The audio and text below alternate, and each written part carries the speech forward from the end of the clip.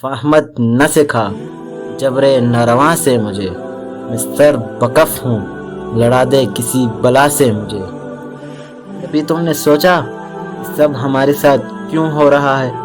پہلے اندلس گیا، پھر بغداد جلا، پھر خلافت عثمانیہ بکھر گئی، آج فلسطین، شام، عراق، افغانستان سب جل رہا ہے اور ہم سوئے ہوئے ہیں۔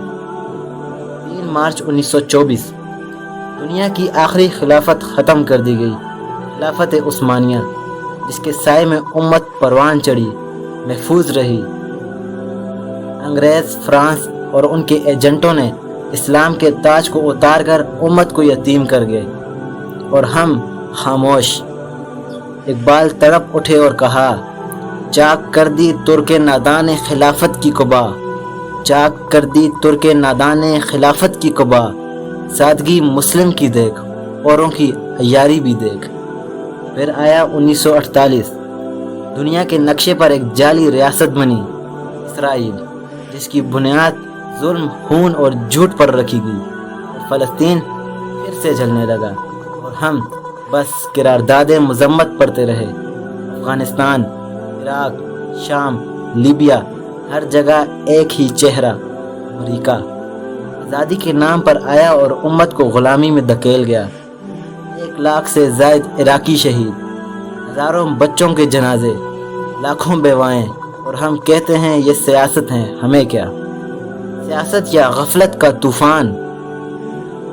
آج ایران تنہا کھڑا ہے، اس کے خلاف امریکہ، اسرائیل، نیٹو، مغرب کا پورا نظام، لیکن وہ جھکتا نہیں، کیونکہ وہاں قوم جاگ رہی ہے، کیونکہ وہاں حکمران بکے نہیں، کیونکہ وہاں فیصلے واشنگٹن یا نیو یارک میں نہیں ہوتے، وہاں سے آواز آتی ہے، تہران ہو اگر امت کا جنیوا، شاید کرۂ ارض کی تقدیر بدل جائے۔ شہر صرف شہر نہیں، یہ ایک روڈ میپ ہے، اگر امت تہران جیسی غیرت رکھ لے تو فیصلہ بھی امت کرے گی، تقدیر بھی امت بدلے گی۔ فلسطین کے بچے جل رہے ہیں، مائیں چیخ رہی ہیں، اور ہم سوشل میڈیا پر فریم لگا کر پھر سو جاتے ہیں۔